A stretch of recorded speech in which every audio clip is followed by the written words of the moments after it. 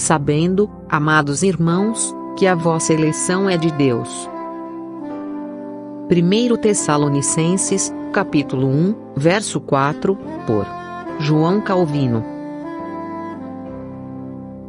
O particípio sabendo pode se aplicar tanto a Paulo como aos Tessalonicenses. Erasmo o refere aos Tessalonicenses. Prefiro seguir a Crisóstomo, que o entende com respeito a Paulo e seus companheiros, pois esta é, tal como me parece, uma confirmação mais ampla da declaração precedente, pois tinha em vista, em não pequeno grau, recomendá-los, que o próprio Deus tivesse testificado, por meio de muitos sinais, que eles eram aceitáveis e caros a ele. Eleição de Deus. Não estou totalmente satisfeito com a interpretação dada por Crisóstomo, de que Deus havia tornado os Tessalonicenses ilustres, e havia determinado a sua excelência. Paulo, contudo, tinha em vista exprimir algo mais, pois trata do chamado deles, e, como não haviam aparecido neles sinais comuns do poder de Deus, ele infere a partir disto que haviam sido chamados de forma especial, com evidências de uma segura eleição. Pois a razão é acrescentada imediatamente,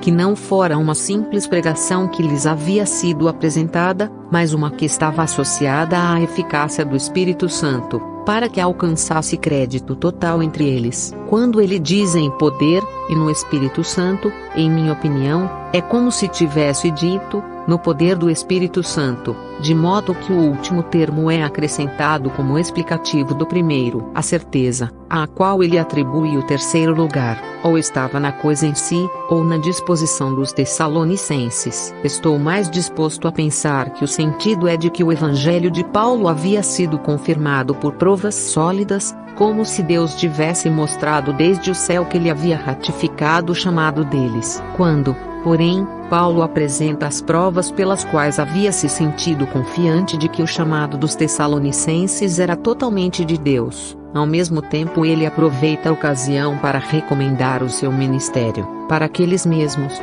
também, reconhecessem-no a ele e a seus companheiros como tendo sido levantados por Deus. Pelo termo poder, alguns entendem milagres. Eu estendo mais ainda, como se referindo à força espiritual da doutrina. Pois, conforme tivemos ocasião de ver na primeira epístola aos Coríntios, Paulo o põe em contraste com o discurso, a voz de Deus, por assim dizer, é viva e associada ao efeito, em oposição a uma eloquência humana vazia e morta. Deve-se observar, contudo, que a eleição de Deus, que em si mesma é oculta, manifesta-se pelos seus sinais, quando ele congrega-se as ovelhas perdidas, e as une ao seu rebanho, e estende sua mão àqueles que estavam errantes e extraviados dele. Por isso, o conhecimento da nossa eleição deve ser buscado a partir desta fonte. Porém, assim como o conselho secreto de Deus é um labirinto para aqueles que negligenciam o seu chamado, do mesmo modo agem perversamente aqueles que, sob o pretexto de fé e chamado,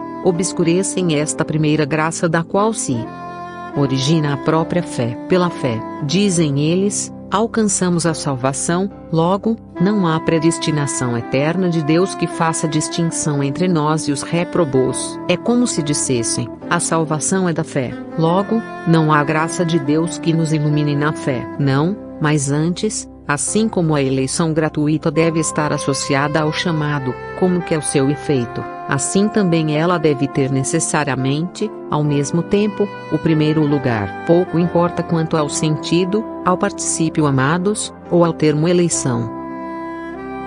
Sabendo, amados irmãos, que a vossa eleição é de Deus. 1 Tessalonicenses, capítulo 1, verso 4, por João Calvino.